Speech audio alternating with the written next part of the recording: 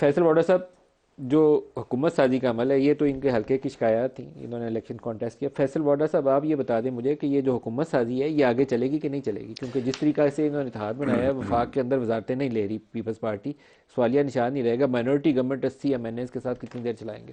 بہت شکریہ ملک صاحب. دیکھیں ملک صاحب، میں تو ایکسکیوز می کئی مہینوں سے آپ کو آپ کے پروگرامز میں باقی پروگرامز میں بھی کہہ رہا ہوں کہ کوئی معجزہ ہوگا، کوئی اللہ کی مدد آ جائے گی تو کولیشن لے کے 1.5 پونے 2 سال 2.25 سال تک شاید کھنچ جائے. شاید شاید شاید شاید بہت بڑا شاید. لیکن رات اتنے بجھے ہوئے کیوں تھے سارے یہ؟ اچھا، نمبر ایک. نمبر دو یہ کہ دیکھیں آپ کو کریڈٹ دینا پڑے گا پیپلز پارٹی کو کہ انہوں نے سیاسی طور پہ نچوڑ بھی لیا، دبوچ بھی لیا، اور ایک سیاسی پازیٹیو وے میں سیاسی درندے کی طرح سب سیاسی کپڑے چھوڑ دیے، باقی سب لے لیا.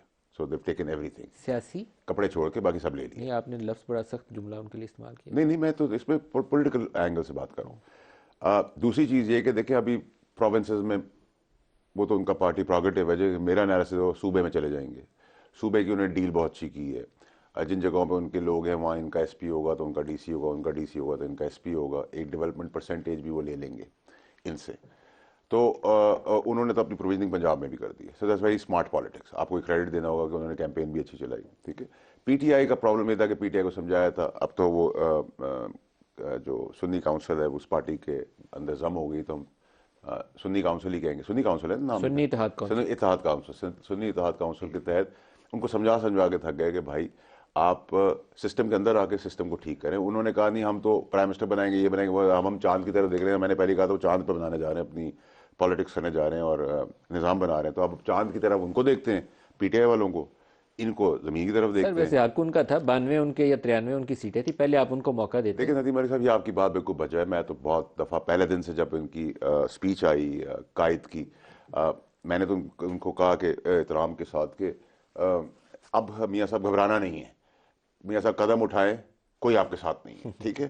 تو اس کے تحت اگر وہ یہ کہہ دیتے کہ آپ گورنمنٹ بنائیں، میں تو محسن صاحب کو آف دا ریکارڈ ابھی ایک بیٹھ کے کہہ رہا تھا کہ آپ کو اصولاً یہ کرنا چاہیے تھا کہ بائی علاج آپ نے کہہ رہا تھا کہ ہم آپ کو ہر قسم کی سہولت دیتے ہیں. 10 سیٹیں آپ کہتے ہیں، ہم آپ کو 20 سیٹیں دیتے ہیں، چلیں کریں.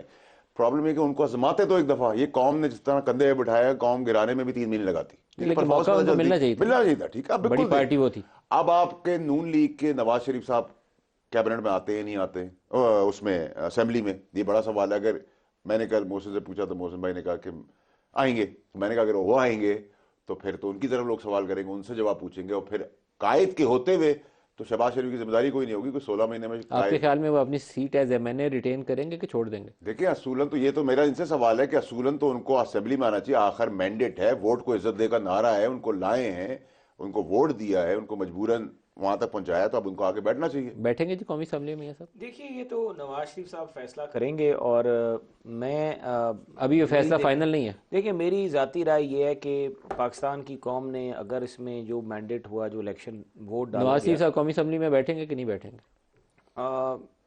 اگر پاکستان کے لیے بیٹھنا پڑا تو بیٹھ جائیں گے. یہ مطلب یہ اف والی بات ہے، وہ ایم این اے ہاں، ہے. اگر کوئی ایسی صورتحال